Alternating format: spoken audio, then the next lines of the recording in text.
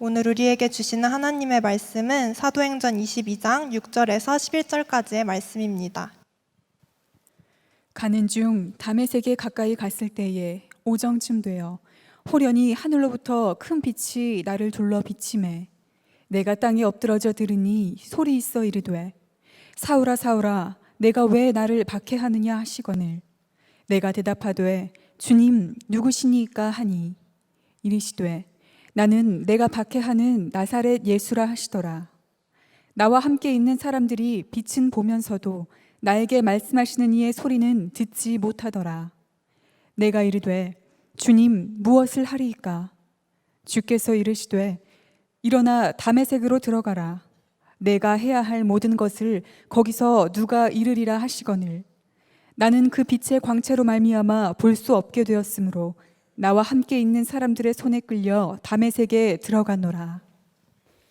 여러분 청년의 시기를 보내고 계시잖아요. 여러분 너무나 부럽습니다. 여러분 뭐든지 할 수 있고 또 도전할 수 있고 또 이 청년의 시기가 얼마나 멋져요. 특별한 일들을 마음껏 할 수 있는 시기이기도 합니다. 여러분 아마 이런 얘기를 하면 목사님 근데 하고 싶은 일은 많은데 돈이 없어요. 이런 얘기하는 분 있을 거예요. 저는 여러분들에게 말하고 싶어요. 난 시간이 없어. 여러분 나이 들어보면 뭘 하고 싶은데 시간이 안 되는 거예요. 여러 일정들이나 다 쫓기는 일들이 있다 보니까 따로 시간을 내기가 어렵습니다. 아마 청년 여러분들은 목사님 무슨 말이세요? 저는 돈도 없고 시간도 없고 청년들도 바쁩니다. 살아보세요. 청년 때가 그래도 시간이 있어요. 제가 왜 이런 이야기를 여러분에게 드리냐 하면 청년의 시기는 참 특별한 것 같습니다. 그래서 우리들 안에도 청년의 시기에 그런 특별한 시기를 살고 있으면서도 다른 사람들보다 더 특별해지고 싶은 욕구가 있는 때인 것 같아요. 그래서 무언가 남들과는 다른 어떤 일을 한번 해보고 도전해봄으로써 특별해지고 싶은 그런 욕구를 이렇게 충족시켜 보려고도 합니다. 또 그와는 진짜 정반대지만 유행을 따라서 남들이 다 하는 일을 나도 한번 함으로 나도 특별한 사람이다, 이런 것을 한번 느껴보고 그 마음을 가져보려고도 하죠. 그런데 그렇게 해서 여러분 내가 특별한 존재다, 내가 특별한 사람이다, 그런 느낌, 그런 마음을 여러분 충분히 누리십니까? 결코 아니라는 것을 여러분이 아실 거예요. 여러분의 인생의 경험이 이미 알려주고 있죠. 그렇게 특별해지려고 노력하면 노력할수록, 그렇게 무언가를 따라가면서 해보려고 하면 할수록 마음에 공허함이 있는 것이죠. 여러분 이런 생각을 해보셨나요? 우리 모두가 예수님을 따르고 믿는 크리스천이라고, 그리스도인이라고 하는데 많은 그리스도인들 본인 스스로가 나는 교회 다녀 그리스도인이야 라고 하는 수많은 사람들 중에서 여러분의 삶이 특별할 수 있는 그런 길, 이유가 있다면 무엇일지 한번 여러분 생각해 보셨습니까? 저도 한번 생각해 봤어요. 내가 예수님을 따르는 그리스도인인데 나의 삶이 주님 앞에서 특별한 이유가, 그런 특별한 것은 무엇이 있을까? 말씀을 준비하고 기도하면서 그런 마음이 들었어요. 주님께 무엇이든 해드릴 준비가 돼 있다면, 내가 주님께 무엇이든 해드리고 싶은 마음이 있다면, 그분과 그런 관계를 갖게 된다면 그렇겠구나, 내가 그리스도인으로서 주님과 특별한 그러한 삶을 살고 있구나 라고 말할 수 있겠다라는 생각이 들었습니다. 그래서 오늘 여러분들과 말씀을 나누면서 하나님 앞에 우리가 특별한 기도를 올려드리면 좋겠다, 특별한 마음을 올려드리면 좋겠다는 생각이 들었어요. 그것은 다른 어떤 것이 아니라 우리 주님께 이렇게 한번 여러분 기도드리고 여러분의 마음을 올려보면 좋겠어요. 주님, 무엇을 원하십니까? 제가 주님께 무엇을 해드리기를 원하십니까? 별거 아닌 것 같지만 내 삶이 내가 주인 된 삶을 살고자 하는 우리들에게는요, 이 기도는 진짜 특별한 기도라는 생각이 들었습니다. 주님, 정말 무엇을 원하십니까? 그것을 위해서 저를 사용해 주세요. 이 기도가 정말 특별한 기도겠다. 그리고 우리의 삶을 정말 특별하게 만들어주는 힘이 있는 기도겠다는 마음이 들었습니다. 믿음의 역사를 보면요, 주님의 사람들이라고 불리는 사람들에게 공통점이 있어요. A.W. 토저 목사님처럼 주님께 쓰임 받다가 달아 없어지는 그런 일이 있더라도 주께 끝까지 쓰임 받기를 원합니다. 주님께 그렇게 쓰임 받는 것이 기쁨입니다. 이렇게 고백하는 것, 이것이 진짜 믿음의 역사를 보면 주님께 쓰임 받고 주님의 사람이라고 불렸던 사람들의 공통점이라는 것을 발견하게 됩니다. 그들에게는요, 기쁨이 어디로부터 오냐 하면 주님께 쓰임 받는 것, 그것으로부터 기쁨이 왔더라고요. 오늘 우리가 읽은 본문 말씀에 사울의 이야기가 나옵니다. 사울이 사도 바울의 삶으로 전적으로 달라지게 되는 그 사건을 오늘 우리가 읽었어요. 여러분, 사울이 사도 바울의 삶으로 전적으로 바뀐 이유가 무엇이죠? 아마 우리가 간단하게 대답하기는 주님 만났기 때문이죠. 주님 만났기 때문이죠. 그래요. 틀린 말이 아니고 맞는 말입니다. 주님 만났기 때문에 변화된 거죠. 그런데 그것을 보다 정확하게 말해 본다면요, 그가 주님께 철저하게 복종하는 삶, 그 삶으로부터 기쁨을 누리기 시작했기 때문에 그의 삶이 완전히 바뀌기 시작한 것입니다. 그가 능력 있는 사도로 특별한 삶을 산 것은 그건 다른 어떤 이유 때문이 아니었어요. 그가 주의 말씀에 신실히 반응하기를 원했고 주님의 뜻을 행하기 위해서만 그가 삶을 살기로 작정했기 때문에 그래요. 나의 삶을 통해서 주님의 뜻만을 이루기를 원한다.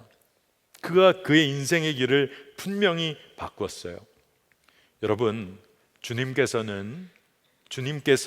많은 사람, 여기에 있는 모든 분들의 삶을 통해서 주님의 뜻을 이루기를 원하십니다. 그리고 여러분들이 그 뜻대로 살기를 주님은 원하세요. 그런데 우리가 생각하게 되는 것은 무엇이냐 하면 우리의 삶이 다 다양합니다. 하나님께서는 많은 하나님의 자녀들의 삶을 다양하게 이끄세요. 굉장히 다르고, 그리고 우리가 상상하지 못했던 삶으로 각기 다 다르게 인도하십니다. 그러니까 여기에 모인 우리들의 삶도 다 다른 것이죠. 바로 이렇게 다 다른 삶에 하나님은 당신의 뜻을 이루어가기를 원하세요. 그러니까 우리의 삶마다 하나님의 뜻이 드러나는 것은 다 다양하게 드러납니다. 다 다른 모습으로 드러나는 것이죠. 그게 당연한 일이죠. 그런데 세상의 영은 우리의 이 다양한 삶, 이 속에서 이루어지는 하나님의 그 놀라우신 계획을 하나의 획일적인 잣대를 들이밀면서 너는 이미 성공하지 못했어. 너의 삶은 지금 잘못됐어. 획일적으로 규정하고 있는 거예요. 어떤 학교를 나왔냐, 어떤 직장 다니냐, 결혼하고 나면 어떤 평수의 집에 사냐, 결혼을 해도 다른 사람들이 소위 행복하다고 인정해주는 결혼이냐, 이런 식의 잣대를 우리의 삶에 들이밉니다. 그런데 여러분 기억해야 돼요. 우리의 삶에는 하나님께서 다 다른, 우리의 각기 다른 삶에 하나님께서는 너무나도 다른 방법으로 하나님 당신의 뜻을 드러내기를 원하세요. 그러니까 세상의 어떤 사람도 우리의 삶을 평가할 수 없는 것입니다. 하나님 안에서의 행복한 삶은요, 이런 세상이 말하는 성공이란 말로 어떻게 표현할 수가 있겠습니까? 그러니까 크리스찬이, 그리스도인들이 진짜 행복한 삶을 누린다고 한다면 우리 그리스도인들의 삶은 주님 안에 거하고 주님과 연합하여 교제하는 삶, 그것이 진짜 행복한 삶, 또 성공이라면 성공이라고 말할 수 있을 것 같습니다. 여러분, 오늘 한번 생각해 보세요. 교제가요, 주님과의 교제가 깊어지면 깊어질수록 서로의 마음을 알게 돼요. 여러분, 여기 아마 교제하시는 분들 계시죠? 교제하면 교제할수록 서로의 마음을 알아가는 그런 눈이 열립니다. 근데 관계가 뒤틀리게 될 때는 어떨 때 뒤틀리죠? 서로의 마음을 분명히 알게 되었는데 그 마음을 이해하고 품어주고 그 뜻을 아니 상대를 기쁘게 해주기 위해서 그 일을 행하면 되는데, 교제하면서 서로의 마음을 알게 되었는데 그 뜻을 행하지 않으면 그러면 관계가 틀어지게 되는 것이죠. 주님과의 교제도 그런 것 같습니다. 교제가 깊어질수록 주님은 주님의 마음을 우리에게 알려주세요. 각 개인에게도 알려주시고 우리가 속한 공동체를 향한 하나님의 뜻을 알려주십니다. 그러면 그러한 기도하는 가운데, 교제하는 가운데 하나님의 마음을 품게 되는 것이죠. 그런데 교제가 깊어지면 깊어질수록 특별한 마음을 주시는데, 여러분에게만, 나에게만 주님께서 부탁하실 일이 있다는 것을 알게 되는 거예요. 여러분, 기도가 재밌어지고 주님과 교제하는 것이 기대되게 되는 아주 특별한 순간입니다. 주님께 기도하였는데 주님이 주시는 마음을 알게 되는 것도 참 놀라운데, 주님이 주시는 특별한 마음은 내가 너에게만 부탁할 일이 있다. 여러분, 그런 마음을 주님으로부터 듣는다면 마음이 어떠실 것 같아요? 주님, 제가 그걸 하겠습니다. 아마 대부분 여러분 그러실 거예요. 너에게만 부탁할 일이 있다. 아마 주님과의 교제가 완전히 달라질 거예요. 내가 꼭 들어드려야만 하는 일이 있다. 하나님이 날 신뢰하셔서 나에게만 맡기고 싶은 일이 있으시다. 그게 진짜 기쁨이 돼요. 그런데 많은 경우 어떤 사람들은 주님께서 나에게만 부탁하실 일이 있다라는 마음이 들면 부담이 되는 거예요. 여러분, 이런 일이 있으세요? 우리 공동체에서 서로가 믿음의 그런 만남 또 사귐을 갖게 될 때 저 친구의 진짜 고민과 아픔을 알게 됐어요. 나만 알게 됐어요. 여러분, 마음이 어떠세요? 아마 처음 마음은 부담스러운 마음이 생길런지도 모르겠습니다.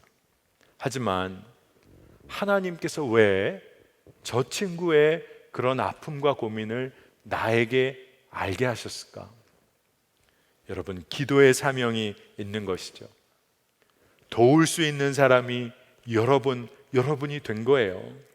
그리고 하나님이 그 마음을 주셨으면 그 일을 한번 순종해 보는 거예요. 근데 놀라운 것은 아주 작은 일이라도 하나님께서 나에게만 부탁하신 그 일에 반응해 보면 하나님은 당신의 마음을 더 구체적으로 깊이 알려주기 시작하세요. 여러분이 아마 이 젊은이 교회에서 믿음 생활하면서 그런 경험이 혹 있으신 분들 계실 거예요. 갑자기 전화가 걸려왔는데 우리 리더로 섬기는 친구가 이러이러한 특별한 사역이 있는데 거기에 좀 이 일을 섬겨줬으면 좋겠어. 콜링을 하는 전화를 받게 되는 경우가 혹 있을런지 모르겠습니다. 여러분, 그때 마음이 어떠세요? 왜 나야? 바빠 죽겠는데 다른 사람들은 왜 시키면 안 되나? 이런 마음이 들 수도 있죠.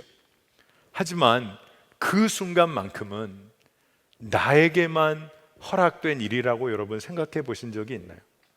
나 아니더라도 할 사람 많잖아.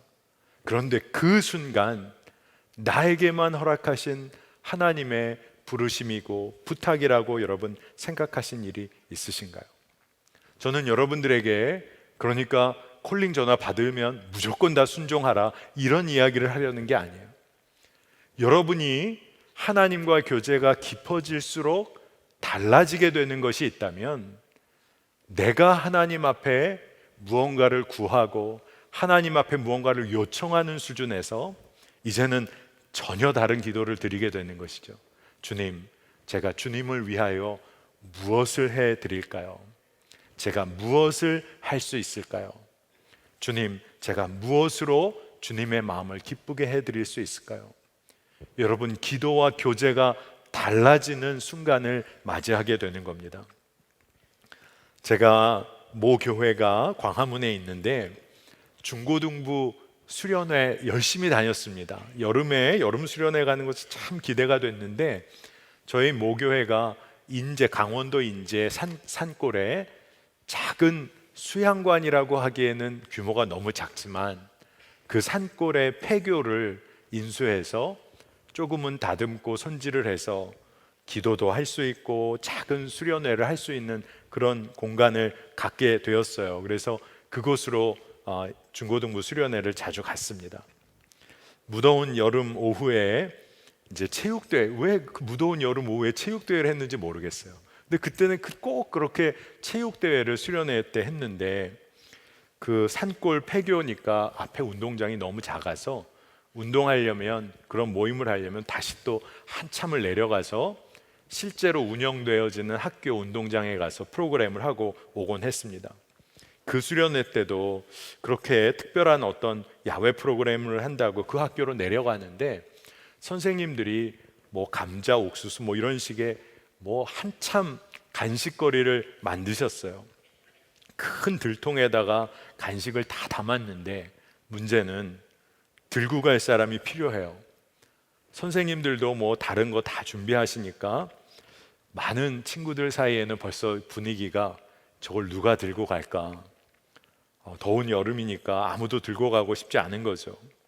그런데 이상하게 선생님과 제가 눈이 마주쳤는데 선생님은 환하게 인자하게 웃으시면서 들고 가라는 거예요. 친구 한 명을 붙여주시면서. 그걸 들고 내려가는데 마음이 어렵더라고요. 왜냐하면 너무나 덥기도 했고 먼 길을 가야 됐어요. 그래도 마음을 추스르고 갔습니다. 뭐 운동회, 뭐 야외 프로그램 너무 재밌게 했어요. 근데 문제는 너무나 밖에서 더운 때 막 아이들이 뛰면서 프로그램을 하고 나니까 감자 먹을까요? 옥수수 먹을까요? 음료만 먹고요. 이 감자 옥수수가 거의 다 남았어요. 다시 가지고 올라가야 됐어요. 제 마음이 진짜 무너지더라고요. 혹시 원래 들고 왔던 애들이 들고 가진 않겠지. 선생님이 환하게 웃으시면서 가져가라고 하시더라고요. 또 그걸 들고 올라갔습니다. 여러분, 그때 제 마음에 수련회 때 이거 왜 또 내가 들어야 되나 뭐 이런 마음도 있었던 것 같아요. 근데 친구와 힘들다 보니까 나중에는 아예 포기가 되니까 이런저런 이야기 나누면서 그걸 들고 올라갔던 기억이 있습니다. 그런데 제가 이런 이 일이 계속 기억이 나는 게 주일학교 교사가 되어보고 전도사가 되어보고 목회자가 되어서 목회를 하다 보니까 그때 선생님이 환하게 웃으셨던 이유를 알겠는 거예요. 그 환하게 웃으시는 미소 뒤에는요, 시킬 사람이 없는 거예요. 쟤한테 시키면 삐지면 어떡할까? 쟤한테 시키면 제가 한다고 할까? 쟤한테 시키면 어떻게 될까? 아마 그 미소 뒤에는 수만 가지 생각이 있었다는 걸 알게 돼요. 저도 목회를 해보니까 이 일을 이 친구에게 맡겨야 될까? 이 전도사님에게 맡겨도 될까? 이걸 누구에게 부탁을 해야 될까? 그런데 저에게 맡겨주셨다는 것이 나중에 시간이 흐르니까 감사한 일이구나, 그런 생각이 들더라고요. 여러분, 저도 그때 얼마나 불평하는 마음으로 그것을 했는지 몰라요. 그런데 그 일을 하고 난 다음에 깨닫게 된 게 선생님에게도 마음 편히 맡길 학생들이 필요했었겠구나 하는 마음이 들더라고요. 그저 마음으로 맡길 수 있는 사람, 하나님의 마음을 알아 그 뜻대로 행하기를 원하는 사람이 있어서 하나님께서도 그저 그래, 네가 이 일을 좀 감당하면 좋겠다, 하나님도 마음 편히 맡길 수 있는 그런 사람이 있으면 좋겠다는 생각이 들더라고요. 여러분, 우리의 삶에요, 주님과의 교제가 깊어지고 주님과 기도하고 주님을 매일매일 일상 가운데서 주님 앞에 기도하면서 주의 마음을 구하는 사람은요, 하나님의 뜻을 알게 돼요. 그런데 진짜 더 놀라운 것은 그 뜻대로 하나님께 반응하고 싶어지는 거예요. 여러분, 하나님께서는 그의 자녀들에게 아무런 이야기 없이 그저 그거 하라고 막무가내로 시키시는 분이 아니세요. 하나님의 마음은요, 이 아이가, 내 자녀인 이 아이가 이 일에 있어서 마음이 상하면 어떡하겠나, 이 일을 통해서 믿음이 자라면 좋겠는데, 이 일을 통해서 나와 더 깊은 교제가 이루어지면 좋겠는데, 하나님이 얼마나 섬세하게 우리의 삶을 이끄시는지 몰라요. 문제는 이제 우리가 반응해야 하는 것이죠. 주님, 무엇을 원하십니까? 주님, 제가 무엇을 해드릴 수 있을까요? 이 기도를 올려드리는 지혜가 우리 가운데 있으면 좋겠습니다. 사도 바울의 경우를 보면요, 그가 다메섹 도상에서 예수님을 만난 다음에 그의 삶이 변화를 받게 돼요. 아나니아의 입술을 통해서 사도 바울을 향한 하나님의 큰 뜻을 하나님이 알려주십니다. 사도행전 22장 14절 15절 보면요, 그가 또 이르되 우리 조상들의 하나님이 너를 택하여 너로 하여금 자기 뜻을 알게 하시며 그 의인을 보게 하시고 그 입에서 나오는 음성을 듣게 하셨으니 내가 그를 위하여 모든 사람 앞에서 내가 보고 들은 것에 증인이 되리라. 아나니아의 입술을 통해서 하나님이 알려주신 것은 너를 택하여 너로 하여금 나의 뜻을 알게 하신다는 거예요. 그리고 하나님을 증거하는 증인이 되게 하겠다는 겁니다. 여러분, 사도 바울이 이 하나님의 뜻을 알게 된 다음에요, 하나님의 이 놀라우신 뜻을 알게 된 다음에 사도 바울은 아마 계속 기도해야 했을 거예요. 구체적인 순간마다 기도하면서 주님, 제가 무엇을 할 수 있을까요? 주님, 제가 무엇을 감당하길 원하십니까? 그는 아마 계속 기도해야 됐을 거예요. 수많은 선택 앞에서도 그는 계속 기도해야 됐을 거예요. 하지만 그는 흔들리지는 않았을 거예요. 왜냐하면 주님께서 하나님 당신의 뜻을 알려주셨고, 그리고 그 순간순간 사도 바울이 기도할 때마다 하나님은 더 분명하고 구체적으로 당신의 뜻을 드러내셨기 때문에 그래요. 그리고 사도 바울은 그 뜻에 복종하기를 원했기 때문에 그렇습니다. 여러분, 노숙인들을 섬기는 그런 섬김, 식사 섬김 사역을 나누시는 분들의 간증들, 또 게시판의 작은 글들을 접하다 보면 알게 되는 일들이 있어요. 그분들이 처음부터 큰 사역을 시작하신 게 절대 아니더라고요. 노숙자를 향한 하나님의 마음이 부어져서 노숙자분들이 많이 계신 곳에 조그만 음식 할 수 있는 만큼만 가지고 나가서 섬기기 시작한 거예요.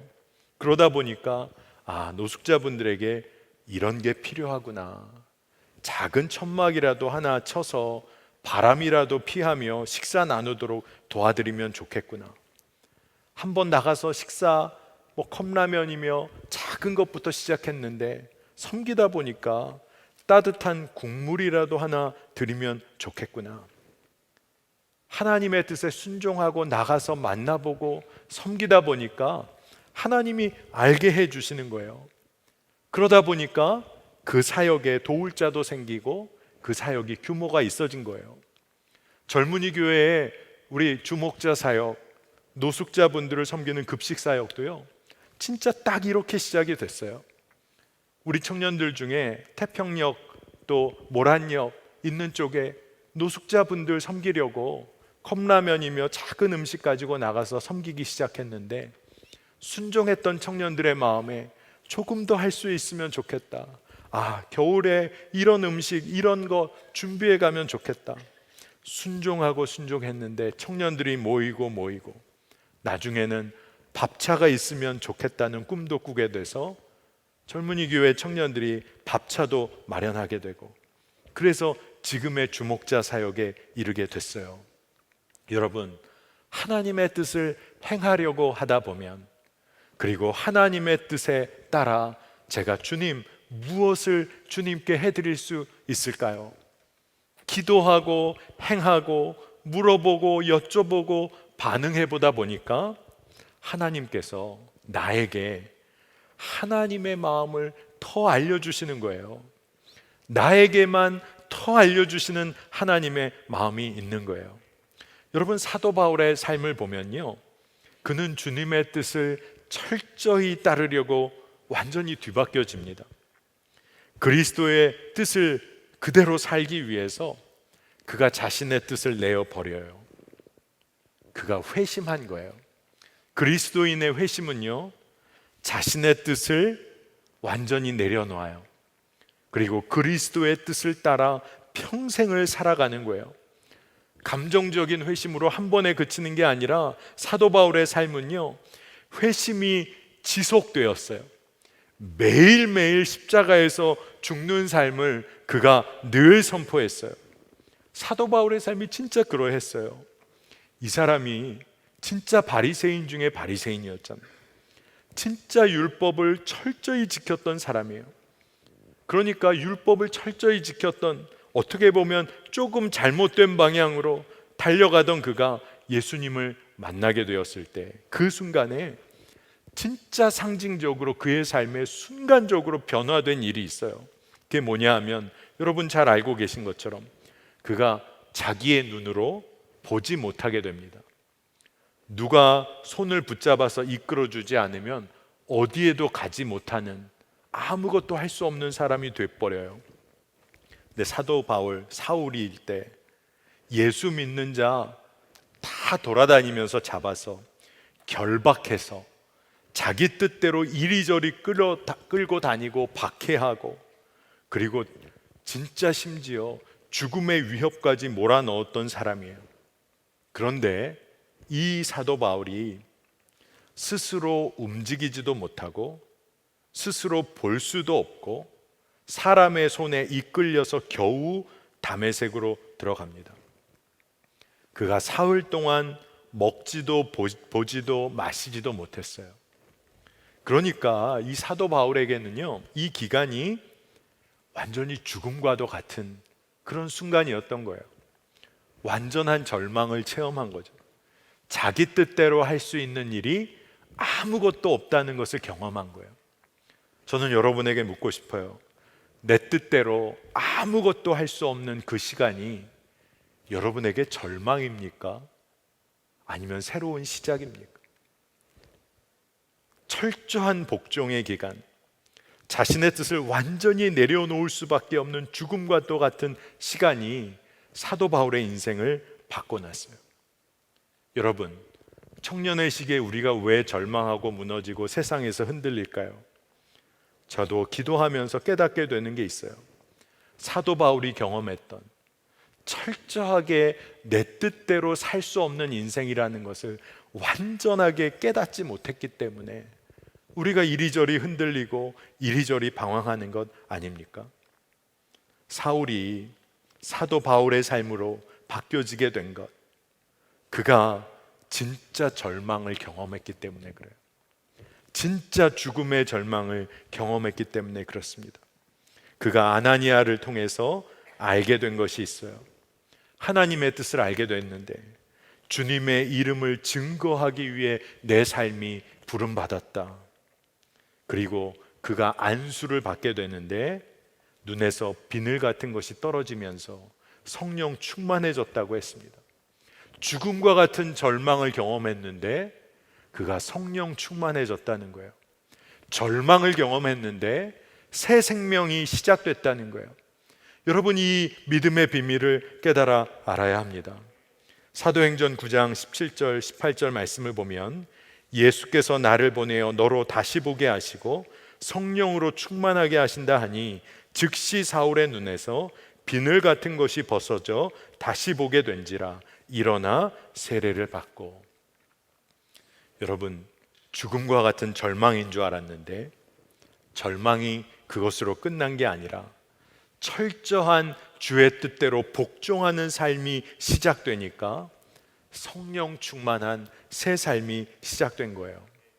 여러분, 두 가지를 꼭 기억하세요. 철저한 복종의 삶과 성령 충만한 삶은 늘 함께 시작이 돼요. 여러분, 왜 내 삶에 자꾸만 무너짐이 있는가? 그 문제를 잘 봐야 합니다. 그런데 진짜 놀라운 것은 말씀을 묵상하다 보니까 철저하게 주님께 복종하는 삶을 살기 시작한 이 사도 바울이 되게 되었던 이 노력이요, 노력이 아니었다는 거예요. 철저하게 복종한 것은 사울의 노력이 아니었다는 거예요. 주님, 이제 제가 무엇을 해야 합니까?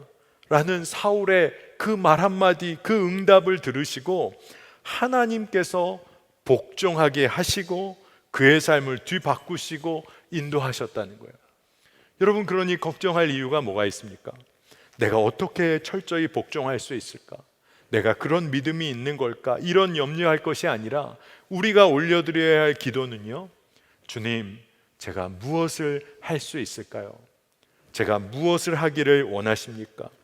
그저 진실된 마음으로 기도하면 하나님께서 우리의 삶에 철저한 복종의 삶을 이루어 가세요. 하나님이 우리의 삶에 복종과 순종의 기쁨을 알게 해주세요. 저는 제가 정말 사랑하고 존경하는 분을 꼽으라고 하면 여러분을 꼽을 수도 있겠지만, 저는 지금까지도 제 인생에 저희 할아버지를 꼽아요. 저는 참 할아버지를 사랑하고 존경합니다. 목회자셨는데 정년 은퇴하셨을 때가 기억이 나요. 그리고 정년 은퇴하신 다음에 기도원에 다녀오신 다음에 작은 아파트 단지 조그만 지하실에서 교회를 다시 개척하셨어요. 어느 정도 규모의 교회 목회 마지막으로 잘 마무리하시고 은퇴하셨으니 여생을 조용히 편안하게 보내실 수도 있으실 텐데, 기도하시다가 하나님이 허락하신 목사의 직분은 세상의 교단법으로 은퇴하였다고 끝난 건 아니니까 기도하시고 작은 교회를 개척하셨어요. 그래서 그때 제가 초등학교 저학년일 때 방학 되면 할아버지 댁에 자주 놀러 갔는데, 토요일마다 가면 제가 할아버지 옆에서 해야 하는 일이 있었어요. 제가 하려고 했던 건 아닌데 할아버지가 저를 이렇게 부르시면 할아버지 방 옆에 붙어서 할아버지께서 서예로 큰 화선지에다가 토요일이면 오후 점심 지나기 전에 주일 예배 일시, 설교 제목, 또 성경, 교회 이름 이런 거를 다 서예로 쓰셔서 아파트 외부 게시판에 늘 갖다 붙이셨어요. 옛날이니까. 그리고 이거 보고 교회에 좀 나오도록 그걸 매 토요일마다 하셨습니다. 그러니까 할아버지가 부르실 때 저를 왜 부르시냐 하면 옆에서 먹을 갈라고 부르시는 거예요. 처음에는 얼마나 재밌었는지 모릅니다. 이거 튀기기도 하고 막 했는데요, 토요일마다 한결같이 부르시니까 지루해졌어요. 하기가 싫어졌어요. 그런데 할아버지가 하라고 하니까 옆에서 늘 먹도 갈고 어떻게 쓰시나 보기도 했습니다. 그런데 한 번은 할아버지께서 어느 토요일 날 그걸 다 쓰셨는데 그걸 옆에다 놓으시더니 다시 새 화선지 하나를 큰 걸 꺼내셨어요. 그리고 저에게 너 이거 보고 그대로 한번 써보라는 겁니다. 제가 서예를 해봤나요? 학교에서 한두 번 붓을 갖고 끌적인 적은 기억은 있지만, 근데 제가 진짜 그때 그걸 보면서 옆에 흉내를 냈습니다. 삐뚤빼뚤 전혀 붓글씨 같지 않지만 하여튼간 있는 내용은 다 옮겼어요. 그 스페이스에. 그러니까 균형도 안 맞고 다 한 다음에 할아버지가 다 지켜봐 주셨는데, 그리고 잘했다고 하시면서 할아버지께서 쓰신 것은 놔두시고 제 것을 들고 제 손을 들고 밖으로 나가셨어요. 그리고 아파트 게시판, 외부 게시판에 제가 쓴 그날 주일 광고를 붙여주셨어요. 아마 저희 그 아파트에 살던 분들이 목사님에게 무슨 큰 일이 생겼나 했을지도, 혹시 풍이라도 맞으셨나 이러셨을지도 모르겠어요. 글씨가 말도 안 되는 거예요. 그런데 제가 그걸 이렇게 붙여 놓으셨을 때 제 마음에 좀 창피한 마음도 있었지만 괜히 뿌듯하더라고요. 그런데 언제 가져오셨는지 저를 그 옆에 서게 하시더니 카메라를 꺼내서 사진을 찍어 주셨어요. 아직도 제가 그 사진을 갖고 있습니다. 제가 그 사진을 한번 보여드리고 싶었는데 참았어요. 개인적으로 찾아오세요. 제가 보여드릴게요. 정말 그 사진을 보면 제가 할아버지의 마음이 느껴져요. 제가 서예를 잘해서 할아버지가 저를 그렇게 해주신 게 아니잖아요. 그냥 사랑하기 때문에 그 일에 참여하게 해주신 거예요. 여러분, 우리의 인생에 우리는 때로 두려워하고 염려하고 절망할 때가 있어요. 하나님, 저는 그 일을 할 능력이 없습니다. 저는 그 일 하기가 싫습니다. 제가 그 일을 어떻게 합니까? 하나님은 마음이 답답하신 거죠. 네가 하라는 게 아니야. 네가 하라는 게 아니야. 내가 너와 교제하기를 원하고 내가 너를 사랑하기 때문에 너를 나의 일에 참여하도록 초대하는 거야. 네가 하는 게 아니야. 그런데 우리는 그걸 모르고 복종하면 두려운 것이고 또 순종하는 건 절망과도 같고, 하나님은 왜 나만 부르시고 나만 불러주시면 감사한 거죠. 내 개인의 입장에서 나와 교제하기 원하시는 하나님의 마음이 있으니까요. 여러분, 하나님께서 우리를 복종으로 부르신다는 것은 우리를 쓰시기 원하신다는 그 사건을 통해서 우리와 교제하기 원하시는 하나님의 마음을 부어주시는 거예요. 여러분, 그러니 여러분 진실하게만 응답해 보세요. 능력으로 응답할 필요 없어요. 진실하게, 주님, 제가 주님을 위하여 무엇을 하면 될까요? 주님, 무엇을 원하십니까? 그러면 바로 그때 나에게만 부탁하시는 하나님의 음성을 들려주세요. 내 능력으로 할 수 있는 일을 주님이 말씀해 주시지 않고 나와 교제하기 원하시기 때문에 나에게 부탁하시는 일이 있는 거예요. 여러분, 우리 인생의 기쁨이 어디로부터 오는 걸까요? 진짜 이거를 우리가 헷갈려 하면 안 됩니다. 사도 바울은요, 그의 인생이 바뀐 다음에 너무나 분명해졌어요. 하나님의 뜻을 행하고 하나님의 뜻을 구하고 하나님의 뜻만을 원하는 것, 거기로부터 기쁨을 얻었어요. 여러분, 나의 뜻이 하나님의 뜻이 되고 하나님의 뜻이 내 뜻이 되는 온전한 연합을 누리는 것이 행복이에요. 여러분, 우리가 그리스도인으로 누리는 행복은요, 내가 주님과 온전히 연합됨으로 누리는 기쁨이에요. 내 뜻을 고집할 수 있으면 기쁠 것 같은데, 하나님의 방법은 하나님의 뜻이 내 삶에 이루어지는 것을 통해서 하나님의 뜻이 내 뜻이고 내 뜻이 하나님의 뜻이 되는 온전한 순종과 복종, 그것이 기쁨이 되게 하세요. 근데 참 놀랍잖아요. 순종하고 복종했는데 내 뜻이 내 삶에 이루어지는 거예요, 사실. 근데 그 내 뜻이 하나님의 뜻과 일치된 기쁨을 누리는 거예요. 여러분, 하나님의 뜻에 복종했는데 기쁨이 생겨요. 그 이유는 뭐죠? 그 하나님의 뜻이 바로 내 뜻으로 완전히 품어졌기 때문에. 그러니 복종한다고 했는데 복종이 아니라 하나님이 내 삶을 힘을 주시고 용기를 주시고 격려해 주시는 거예요. 여러분, 지난주 시간에 그런 이야기를 했습니다. 내 뜻대로만 살려다가 우리 죄 짓잖아요. 내 뜻대로만 하고 싶어서 불안해 하잖아요. 내 계획대로 안 되니까 남에게 상처 받잖아요.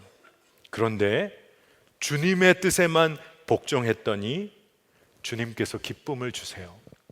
주님의 뜻에만 순종했더니 세상 속에서 흔들리지를 않아요. 왜냐하면 세상의 영이 우리의 마음을 흔들어 놓을 수가 없어요. 왜? 우리가 주님의 뜻만을 구하니까. 세상이 주는 유혹은요, 진짜 실상은 두려움과 죽음의 공포에 기반한 거예요. 세상이 우리를 유혹할 때요, 성공의 달콤한 맛으로 우리를 유혹하는 것 같지만 실상은요, 너 그거 못 이루면 세상 가운데서 비참한 취급받을 거야. 그러니까 성공하기 위해서 길을 쓰고 한번 달려가봐. 그렇게 우리를 유혹하는 거잖아요. 그러니 죽을 것 같은 두려움 때문에 성공의 길 쫓아 달려가다가 넘어지고 상처받고 무너지잖아요. 그런데 주님께서 우리를 초대하시는 것은 처음에는 정말 두려운 것처럼 느껴져요. 너 내 뜻에 복종해. 내 뜻에 복종하고 순종해. 그런데요, 우리는 본성상 죄인이잖아요. 그런데 우리가 예수 그리스도의 십자가에서 우리의 모든 옛 자아를 십자가에 못 박아 죽은 우리의 삶을 그대로 믿음으로 취하고 나니까 두려운 게 아니라 이제는 예수님의 뜻대로 복종하는 삶이 새 생명으로의 초대가 된 거예요. 여러분, 우리가 이제는 절망할 이유가 없어요.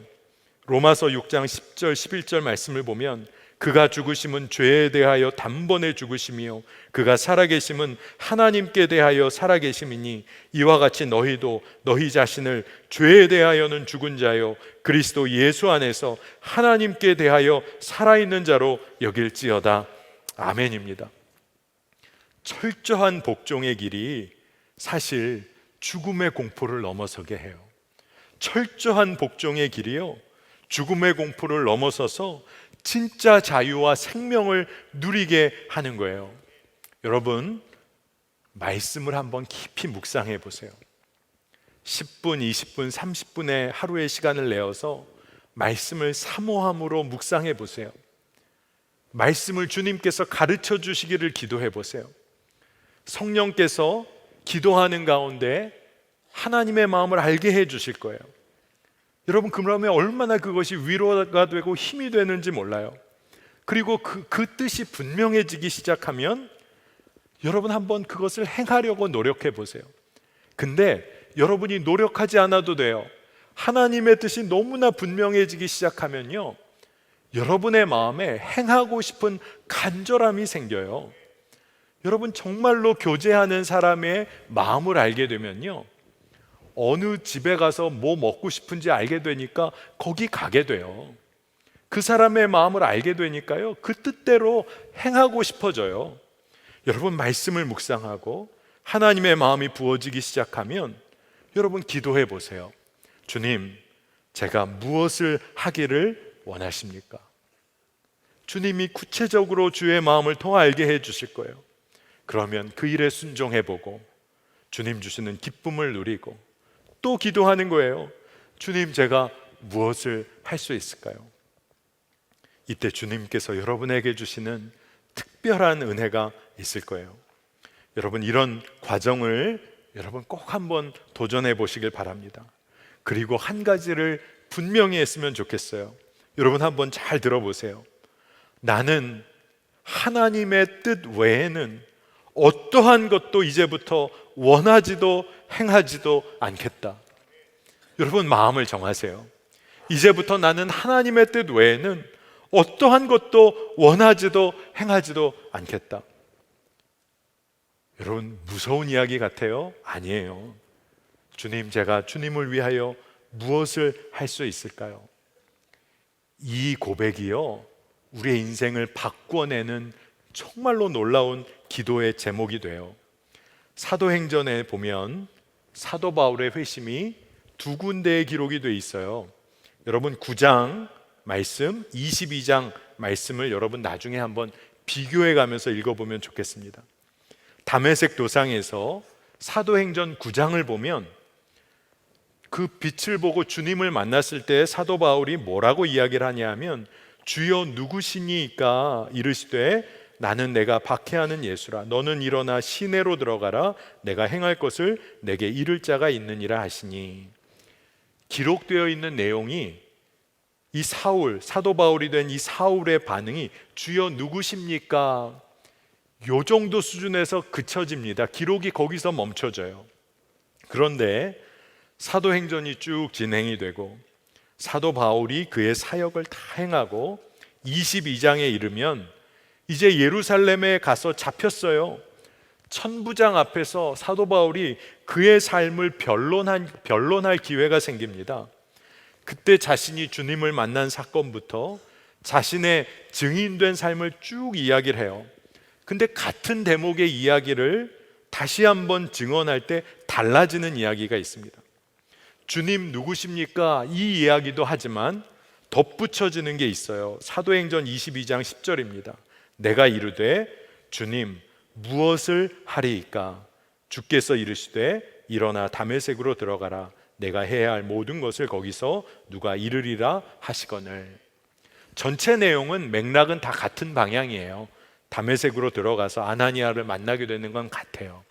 그런데 9장과 22장의 차이가 있는데 22장에는 사도 바울이 자기도 모르게 그때의 사건을 고백하면서 덧붙이는 하나의 중요한 것이 있어요.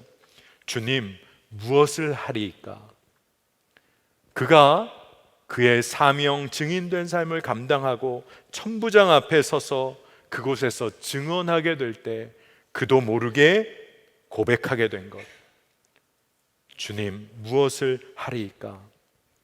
여러분, 우리가 예수님 나의 구주십니다, 그리스도십니다, 이 고백을 분명히 하게 되는 사람이라면 누구나 동시에 올려드려야 할 기도가 있는데, 그것은 주님, 제가 무엇을 해야 할까요?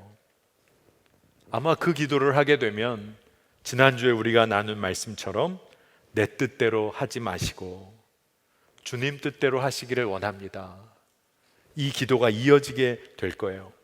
그리고 주님께 더 기도하게 될 거예요. 주님, 제가 주님을 위하여 쓰임 받기를 원하는데 주님, 나에게만 부탁하실 일을 알려주세요.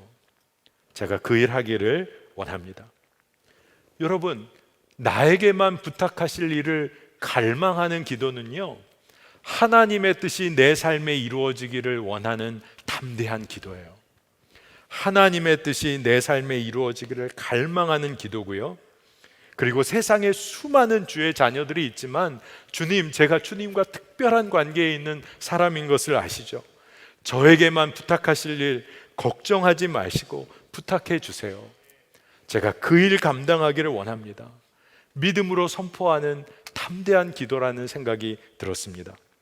여러분, 주님의 마음을 기쁘게 해드리는 자녀로 한번 서보세요. 여러분의 마음이 더 기뻐질 거예요. 주님께 제가 무엇을 해드릴 수 있을까요? 부담되세요?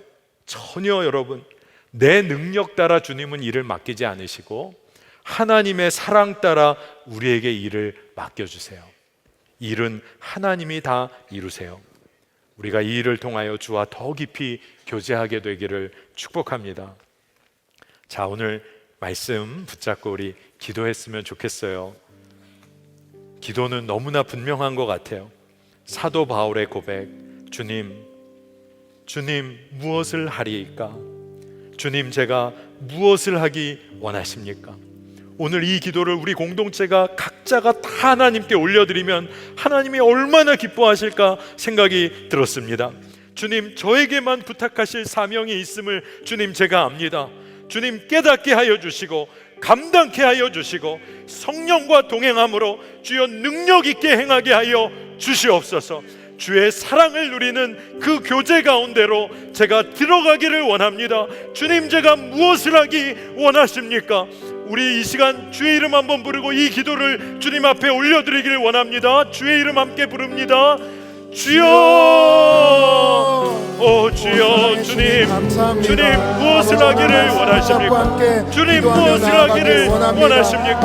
저에게만 부탁하실 그 사명을 주님 알려주시고 하나님 그 일을 믿음으로 감당하기를 원합니다. 사랑으로 나를 초대해 주시고 주님 그 일에 참여할 수 있게 인도하여 주시니 감사합니다. 주님 보게 하여 주시기를 원합니다. 주님 바라보게 하여 주시기를 원합니다. 주님과의 특별한 교제 가운데로 들어가게 하여 주시기를 원합니다. 하나님 주여, 주님께 철저히 복종하는 주와 늘 의지하는 삶 가운데 들어가기를 원합니다.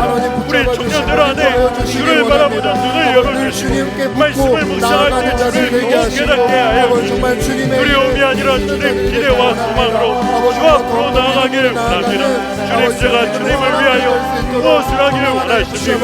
내 뜻대로 마시옵고 주의 뜻을 이루어 주옵소서. 이 기도가 주여 풍성하게 일어나게 하여 주옵소서. 하나님 감사합니다. 오늘 주님을 마음껏 찬양할 수 있는, 주님을 마음껏 예배할 수 있는 하나님의 자녀로 불러주시니 감사합니다. 이제 우리가 주 앞에 간절히 기도하기를 원하는데 주여, 제가 무엇을 할 수 있겠습니까? 제가 주님을 위하여 무엇을 하기를 원하십니까? 우리의 평생의 기도의 제목이 되길 원하고 철저한 순종의 길 걷는 기도가 되기를 원합니다. 우리가 능력이 있어서 주님이 우리에게 일을 맡기시고 사명 맡기시는 것 아니라 우리를 사랑하시기 때문에 그 일에 참여하도록 부르시는 주여 참부모님 되시는 우리 하나님의 마음을 알기를 원합니다. 더 맛보아 알기를 원합니다. 주여 믿음으로 행하여 이 일을, 이 놀라운 주의 마음을, 성품을 깨달아 알게 하여 주옵소서. 하나님, 우리 공동체 안에 누군가의 아픔을 알게 된 일이 있습니까? 하나님께서 누군가의 아픔과 상처를 알게 하신 그런 일들을 보게 되고 경험한 우리 지체들이 있습니까? 주여, 주의 마음을 붙잡고 기도하는 사명 감당케 하시고 사랑의 손길이 되게 하여 주시고 섬김의 손길 되게 하여 주시기를 원합니다. 열방을 향한 주여 기도의 제목을 품게 하신 일이 있습니까? 열방을 위하여 눈물로 기도하는 사명 놓치지 않게 되기를 원합니다. 이 나라와 민족을 향한 애통해 하시는 주의 마음을 알려주신 그 기도의 제목을 알게 된 우리 지체들이 있습니까? 나라와 열방과 민족을 위하여 기도하는 청년들이 일어나게 하여 주시기를 원합니다. 하나님, 오늘 주의 사랑과 은혜에 감사하여 주여 구별된 예물을 주 앞에 올려드립니다. 드릴 것 없지만 우리의 인생을 주여 헌신을 주 앞에 올려드리는 우리의 청년들도 있습니다. 하나님, 기뻐 받으시고 저들의 삶을 사용하여 주옵소서. 하나님, 우리 청년들의 삶에 기도가 멈추지 않게 하시고 하나님의 뜻을 구하는 것 그치지 않게 하셔서 하나님의 뜻이 우리 청년 공동체, 청년교회 안에 분명하게 드러나고 이루어지는 은혜를 우리가 보고 증언케 하여 주옵소서. 감사합니다. 주님, 주의 이름을 높여드립니다. 감사드리며 예수 그리스도의 이름으로 간절히 기도합니다. 아멘. 자, 우리 이 시간에 다 일어나셔서 우리 믿음으로 서리라, 우리의 믿음을 주께 올려드리며 찬양하시겠습니다.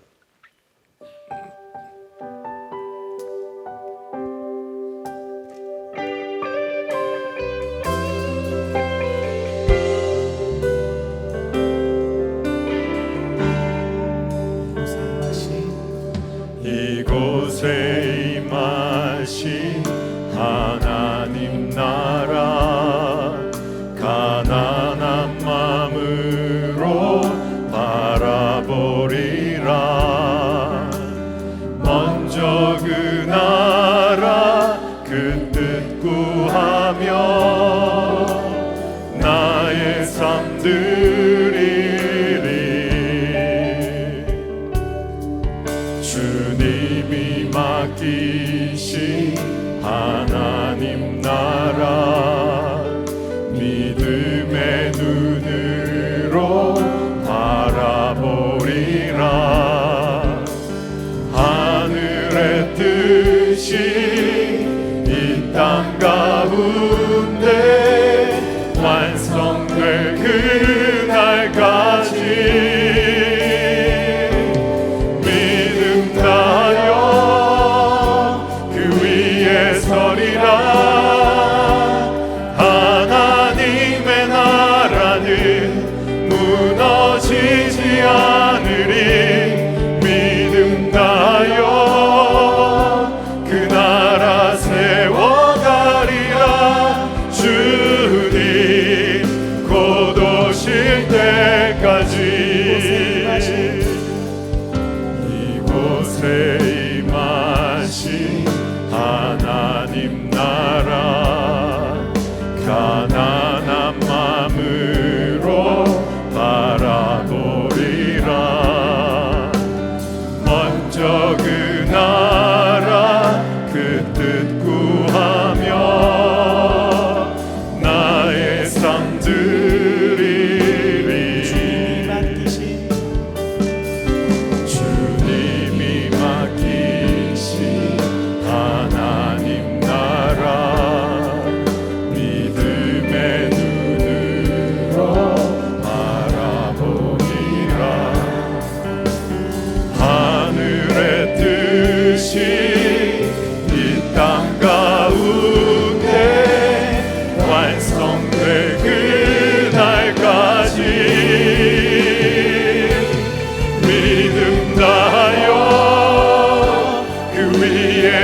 서리라.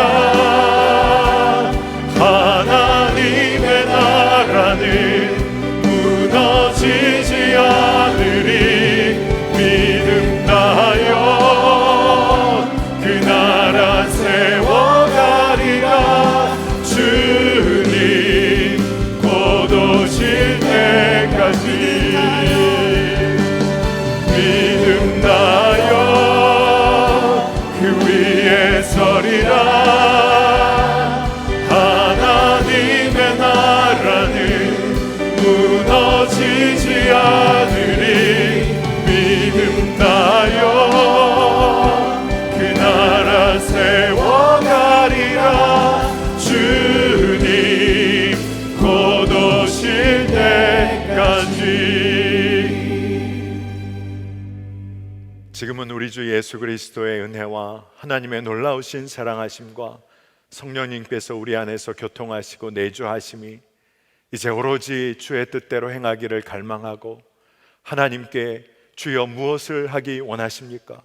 라는 평생의 기도를 올려드리기 갈망하는 사랑하는 청년들, 성도들의 삶 위에 지금으로부터 영원토록 함께 하시기를 간절히 축원하옵나이다. 아멘.